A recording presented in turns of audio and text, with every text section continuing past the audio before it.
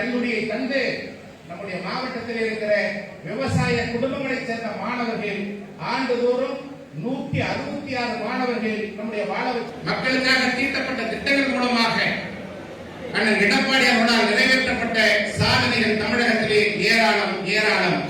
அதன் அடிப்படையிலே நம்முடைய பகுதியில் இருக்கின்ற விவசாயிகள் கூட கடந்த வாரம் சென்னையிலே வந்து அண்ணன் எடப்பாடி அவர்களை நேரடியாக சந்தித்தார்கள். சந்தித்த பொழுது தென்பெண்ணை ஆற்றையும் செய்யாற்றையும் இணைக்க வேண்டும் என்ற ஒரு கோரிக்கையை தந்தார்கள். தந்த உடனேயே நான் அந்த திட்டத்தை ஏற்று செயல்படுத்துகிறேன் என்று வாக்குறுதி தந்திருக்கிறார் அண்ணன் எடப்பாடி அவர்கள். அது மட்டுமல்ல, நம்முடைய செங்கம் பகுதியிலே வாழை உற்பத்தி அதிகமாக இருக்கிறது, பூக்கள் உற்பத்தி அதிகமாக இருக்கிறது. இந்த கோரிக்கையை ஏற்று நிச்சயமாக இந்த பகுதியிலே மலர் மூலமாக உற்பத்தி செய்யப்படுகின்ற சென்ட் தொழிற்சாலை அமைத்து தரப்பட வேண்டும் என்ற ஒரு கோரிக்கையை சொன்னார்கள். அந்த கோரிக்கையும் மரியாதைக்குரிய எடப்பாடி அவர்கள் ஏற்றுக்கொண்டிருக்கிறார்கள்.